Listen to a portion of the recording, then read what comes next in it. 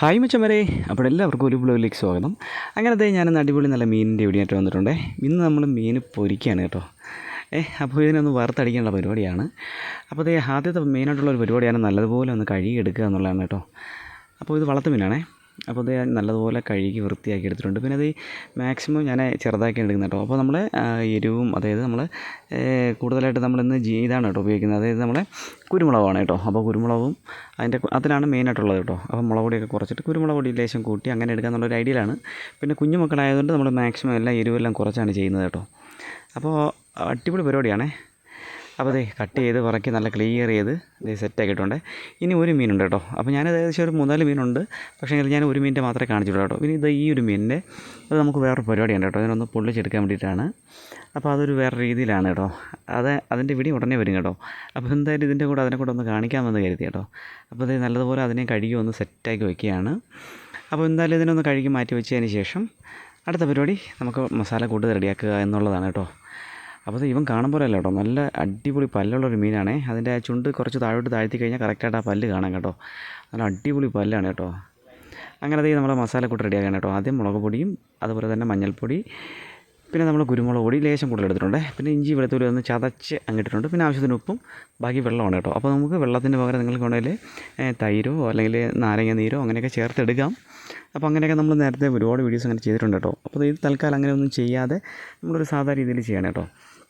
അപ്പോൾ നമ്മൾ ഈ വെള്ളത്തിൽ ആവശ്യത്തിലുള്ള ഈർപ്പം ഉള്ളതുകൊണ്ട് നമ്മൾ ആ മസാലക്കൂട്ട് അധികം അങ്ങനെ ഓവറായിട്ട് വെള്ളം ആക്കുന്നില്ല കേട്ടോ. ഒരു ചെറിയ പരുവത്തിന് മാത്രം ഒന്ന് വെള്ളം നനച്ച് സെറ്റാക്കി എടുക്കുന്നില്ല കേട്ടോ.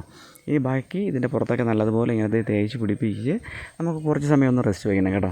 അപ്പോൾ അതാണ് നമ്മളിതിലെ മെയിനായിട്ടുള്ള പരിപാടി. അതായത് നമ്മളെ ഈ കുരുമുളക് പൊടിയുടെയും ആ ഒരു എരിവും കാര്യങ്ങളും അതുപോലെ തന്നെ ഉപ്പും എല്ലാം നല്ലതുപോലെ അതിനകത്ത് പിടിക്കാൻ വേണ്ടിയിട്ടാണ് കേട്ടോ. അപ്പോൾ കുറച്ച് സമയം നമുക്ക് ഇതേപോലെ മസാലയെല്ലാം പുരട്ടി നല്ല ക്ലിയറായിട്ട് ഒരു സൈഡിലങ്ങ് ഒതുക്കി വെച്ചേക്കാം കേട്ടോ. അപ്പോൾ ഒതുക്കി വെച്ച് കുറച്ച് കഴിഞ്ഞതിന് ശേഷം നമുക്ക് നോക്കാം കേട്ടോ. ഇപ്പോൾ നല്ല സെറ്റായിട്ടുണ്ട്. അപ്പോൾ നമുക്ക് അടുത്ത പരിപാടി എണ്ണ ചൂടാക്കുകയാണ് കേട്ടോ. അപ്പോൾ ഞാനതേ ഒരു സ്റ്റൗവൊക്കെ സെറ്റാക്കിയിട്ടുണ്ട്.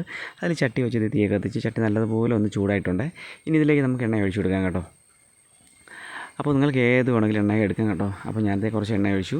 അതിനുശേഷം എണ്ണ തിളച്ചപ്പോൾ ഇതേ മീനിങ്ങനെ ഓരോരോ കഷ്ണങ്ങളായിട്ട് നമ്മളിതേ തിളച്ച എണ്ണയിലേക്ക് അങ്ങ് ഇട്ട് കൊടുക്കുകയാണ് കേട്ടോ.